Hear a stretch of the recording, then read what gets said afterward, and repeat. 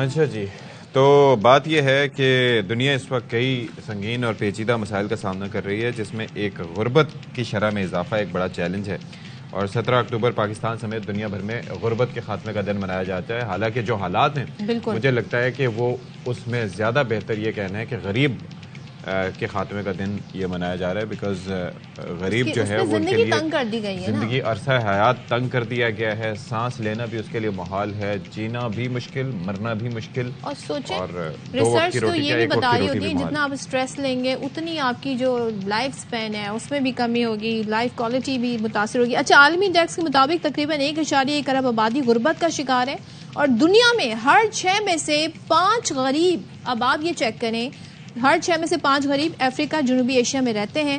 اقوام متحدہ نے اہداف طے کیے ہیں کہ 2030 تک دنیا سے غربت کا خاتمہ شامل ہے۔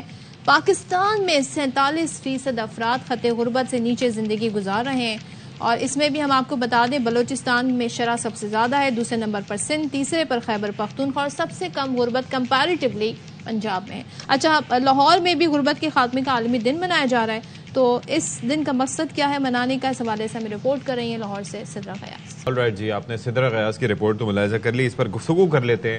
ہمارے ساتھ موجود ہیں ماہر معاشیات خاقان نجیب صاحب۔ Thank you so much for joining us in the morning. بھائی، یہ 2030 تک غربت کا خاتمہ اقوام متحدہ کا یہ ایک عزم ہے، ایک خواہش ہے کیا آئی ڈونٹ نو، لیکن یہ ہے کہ غربت جو ہے وہ بڑھتی چلی جا رہی ہے، تو مجھے لگ رہا ہے غربت مکاؤ سے زیادہ تو غریب مکاؤ مہم چل رہی ہے اوور آل اس وقت۔ آپ کے کیا کامنٹس ہیں اس پہ؟ دیکھیں اشفاق، جو پاورٹی ہے اس کو اوور کم کرنے کا اگر آپ طریقہ ڈھونڈنا چاہتے ہیں تو وہ ایک ہی ہے، ایکچولی اور کوئی طریقہ ہے نہیں۔ اگر آپ چائنا میں دیکھیں تو جو ان موسٹ ریسنٹ ٹائمز اگر کسی ملک نے اپنی پاورٹی سے لوگوں کو نکالا ہے تو وہ چین تھا۔ اب چین آپ کا بہترین دوست ہے، تو اسی سے ہم سیکھنے کی کوشش کرتے ہیں کہ انہوں نے کیا ایسا کام کیا۔ جی درست، جی صدر۔ انہوں نے کیا ایسا کام کیا؟ انہوں نے جو واحد ایک کام کیا جو پاکستان نہیں کر پایا وہ یہ تھا کہ پاکستان کی جو اکنامک گروتھ ہے، کاش میں آپ کے ساتھ ایک گراف شیئر کر پاتا تو آپ دیکھیں گے کہ وہ بڑھتی ہے گرتی ہے، بڑھتی ہے گرتی ہے، اور اس کے ایمپلیٹیوڈز بھی بہت ہیں، کبھی 6% پہ جاتی ہے، اگلے سال 0 ہو جاتی ہے، پھر نیگیٹو ہو جاتی ہے۔ ہم نے کئی دہائیوں سے ہمارا جو گروتھ کا ٹرینڈ ہے، گروتھ کیا چیز ہے کہ حجم بڑھے، اکانومی کا حجم بڑھے گا تو نوکریاں کریٹ ہوں گی۔ چائنا کا سنگل فیکٹر پاورٹی سے لوگوں کو نکالنے کا چائنا کی گروتھ ریٹ تھا جو کہ 7-8% پہ تھا۔ پاکستان کا گروتھ ریٹ ڈکلائننگ ہے، اس کا ایمپلیٹیوڈ یعنی کہ وہ اوپر نیچے جاتا ہے۔ اس کے کیا ڈفرینٹ فیکٹرز ہیں؟ ظاہر ہے اس کے پولیٹیکل فیکٹرز بھی ہوں گے، پالیسی چینجز بھی ہوتی ہیں، گورنمنٹ چینج ہو جاتی ہے، کنسسٹنسی نہیں ہے، یہی فیکٹرز ہیں، یا آپ سمجھتے ہیں کچھ میجر جو فقدان ہے وہ اچھی پالیسی نہیں بنائی جاتی، عوام دوست پالیسی نہیں بنائی جاتی؟ صدف، اگر یہ ملٹیپل چوائس کویسچن ہوتا تو اس کا جواب میں دیتا آل آف دی ابو۔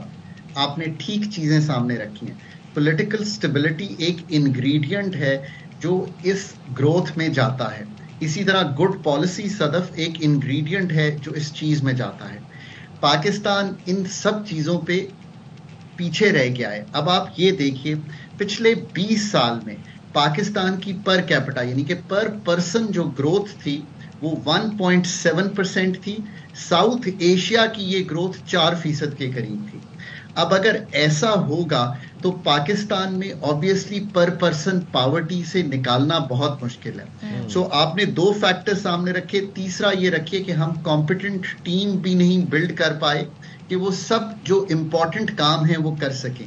اب چائنا سے دوسری کیا چیز فرق تھی ہمارے ہاں؟ ایک یہ فرق تھا کہ ہم جہاں پہ انویسٹ کر رہے تھے ڈالر میں، ریئل اسٹیٹ میں اور سونے میں، وہ انویسٹ کر رہے تھے کہ وہ دنیا کی فیکٹری بنے، یعنی کہ دنیا کی چپل وہاں سے جائے، دنیا کی نیڈل وہاں سے جائے، دنیا کی مائکرو چپ وہاں سے جائے۔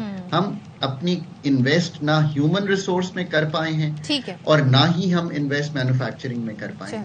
یہ ہے کلیدی فرق، یہ بڑا ڈفرینس ہے۔ Thank you so much doctor Khaqan Najeeb, اور ظاہر ہے وہ کچھ ایسے پوائنٹس انہوں نے مینشن کیے جو ضروری ہیں۔ یہاں پر بریک کا وقت ہوا ہے، بریک کے بعد آتے ہیں۔